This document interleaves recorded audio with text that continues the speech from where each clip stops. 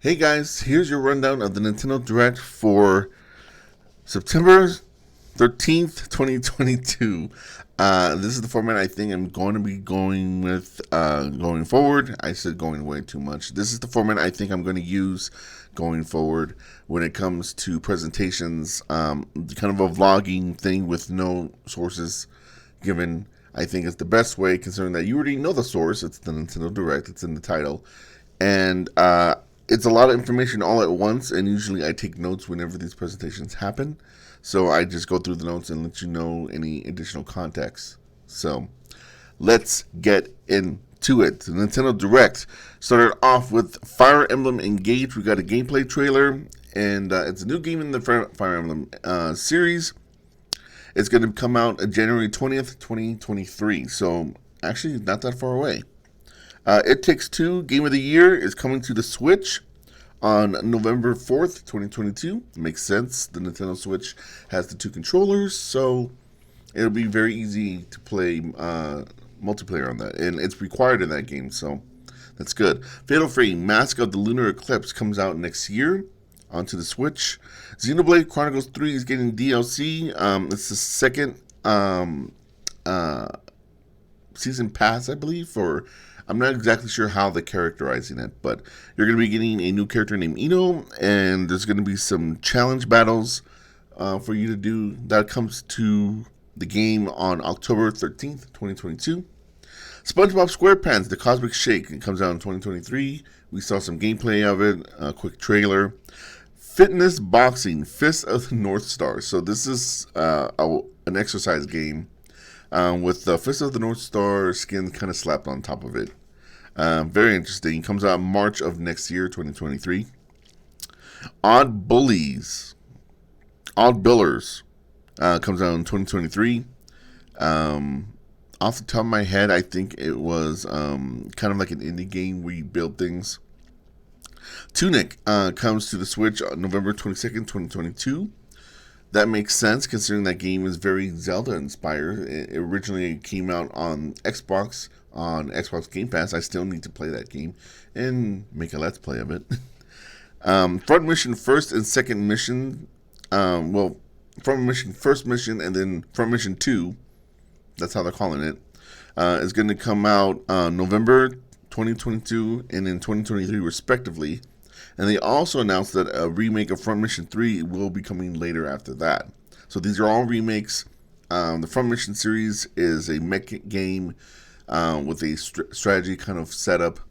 I've never played them, but they seem pretty interesting. They seem pretty good, especially if you like Fire Emblem, oddly enough. Okay, this started off a very noticeable trend within this presentation. Story of Seasons, A Wonderful Life. This is a remake of Harvest Moon, A Wonderful Life. Comes out in summer of next year. There were a lot of farming simulators in this game, in this presentation, so get used to that. Splatoon 3 Splatfest, the very first one, is going to be September 23rd from 5 p.m. to September 25th, 5 p.m.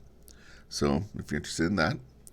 Octopath Traveler 2 was announced, and it's going to come out February 24th, 2023 for the Switch. Fae Farm, another farm simulator, comes out spring of 2023. Theatrhythm Final Bar Line, it comes out in February 16th. 2023. That's the rhythm game based on Final Fantasy titles and other Square Enix games, for that matter. There's going to, in fact, there's going to be DLC that features extra songs from other games such as Chrono Cross and the Dragon Quest series and stuff like that. Mario plus Rabbids Sparks of Hope comes out October 20th, 2022. Some more features were shown off. Looks strong. A Rune Factory 3 Special is going to come in 2023. And then a new entry in the series is going to be coming soon after that. Pilot Wings, Mario Party 1, 2, and 3, Pokemon Stadium 1 and 2, 1080 Snowboarding, Excite Bike are all coming to Nintendo Switch Online via the expansion pack.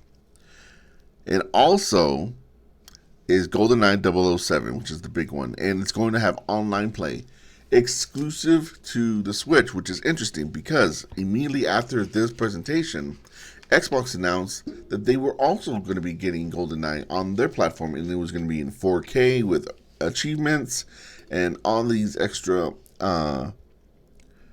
graphical upgrades, but it would not have online play. So the online play is going to be exclusive to the Switch, which is interesting because the Switch's online is not very good. And it should also be noted that it looks like, considering that it looks like the game is going to be in addition to Rare Replay, which was a collection of ROMs from the developer Rare on the Xbox One. Since it's going to be part of that, it looks like it's just going to be the GoldenEye ROM just dumped onto an emulator and then running that way for it. So it doesn't seem like it's going to have any improvements to the game control-wise, which is very disappointing. But we'll see once we get our hands on it. It says coming soon, so probably sooner rather than later, but no release date was actually given. So we have to see what the final product is going to actually be like. Various Day Life comes out the day of the presentation. Actually, it came out that same day. And it looks like basically like another game like Triangle Strategy or Octopath Traveler. So if you like those games, you got one to play right now. Factorio comes out October 28th, 2022. It's kind of like a simulator game.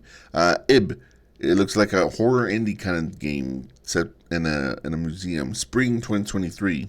Mario Strikers Battle League is getting a new DLC in the form of 2 new characters, Pauline and Diddy Kong. There will also be new gear, a new stadium to play in, and it'll be a free update that comes later this month. Atelier Ryza, Alchemist of the End, and I didn't even get the rest of the name because it was way too long. It's a JRPG, and it's coming February 24th, 2023.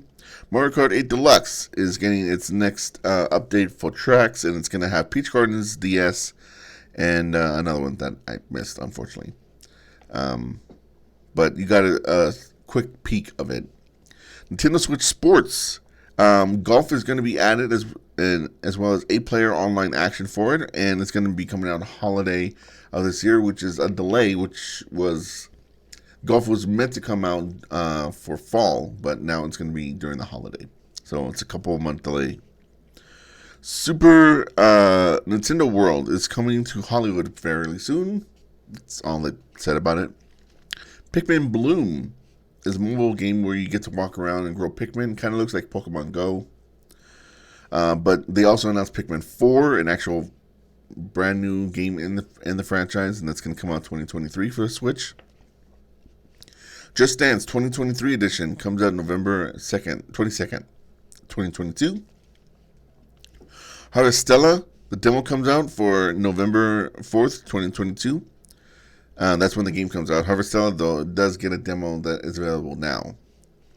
Bayonetta 3 comes out October 20th, 2022. We got to see some more gameplay of that. Actually, after the presentation, there was a video that you could see on Nintendo's YouTube page that showed a whole bunch of gameplay elements to it. It looks really cool. Looks really fun. It looks more Bayonetta, except that she now has access to different forms, which is cool. Master Detective Archives Rain Code comes out 2023. It comes from the people who made Danganronpa. And it looks like something in a similar vein, just not with a school. So more detective solving, and more murder. Resident Evil Village and Resident Evil 7, 2, and 3 are getting cloud versions that are coming to the Switch. The Resident Evil Village will come October 28th, 2022, and there's a demo that you can check out. And the winter expansion for Resident Evil Village will come out on December 2nd, also in cloud version. And then there's no release date for the cloud versions of 7, 2, and 3 yet. Sifu is coming to the Switch. Crisis Core, Final Fantasy VII Reunion, the remake of Crisis Core, is coming December 13th, 2022 to the Switch. not a cloud version. It's just going to run, and it actually looks pretty good on the Switch. I'm surprised. Radiant Silvergun came out as a surprise release. Radiant Silvergun is a top-down shooter that came out on the Sega Saturn. It's very good, and that's a nice game to have on your platform. Endless Dungeon. I honestly don't remember what that game was about, but it comes out next year. Tales of Symphonia Remastered is coming in early 2023, but some information about the game has come out, and it's only going to be running on 30 frames per second. Now, excuse me. Currently, there is a version of Tales of Symphonia that is on Steam, and it also only runs at 30 frames. It looks like it's just going to be that version brought over to consoles, which is unfortunate because that means that all of these remasters, all these versions are based off of the PlayStation 2 version of the game, which was released in Japan only. That is unfortunate because here in America, when it came to the GameCube, that was in 60 frames. And I guess that version of the game is nowhere to be found because that is still to this day the only version of that game that runs at 60. And that includes these upcoming remasters. So it doesn't look like much is being done with the game, unfortunately. Tales of Symphonia Remastered is also going to be coming out to PlayStation 4 and PlayStation 5, Xbox One, and Xbox Series X and S. Although that wasn't announced here. A little extra information. Finally, we got a scissor wheel that had Life is Strange, Arcania Bay Collection, Fall Guys Season 2, a few other games.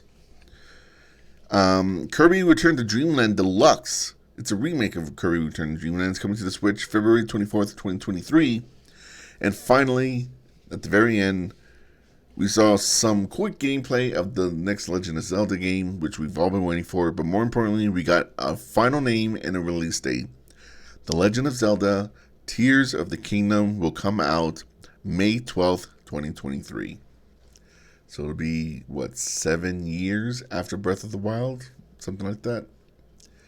2017, 18, 19, 20, 21, 22, 23. 6 years. 6 years. That's about on track for Zelda games nowadays. Usually they take about 5 to 6 years to come out.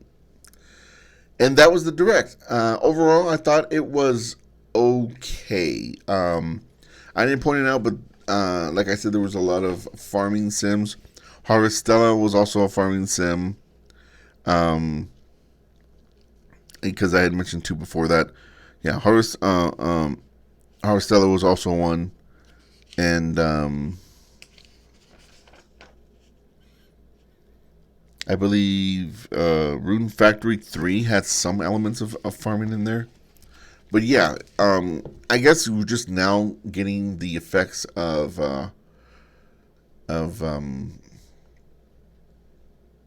oh god, what the hell was that game called that's so very popular? Well, it's, you know what it is. It's a farm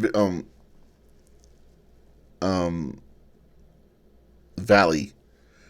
Oh goodness, it was in my mind and then I forgot it. But the point is that that game was very popular, and now we're just finally seeing the effects of the copies or the other games that are known for that, trying to capitalize on that game's success. Stardew Valley, there we go, finally.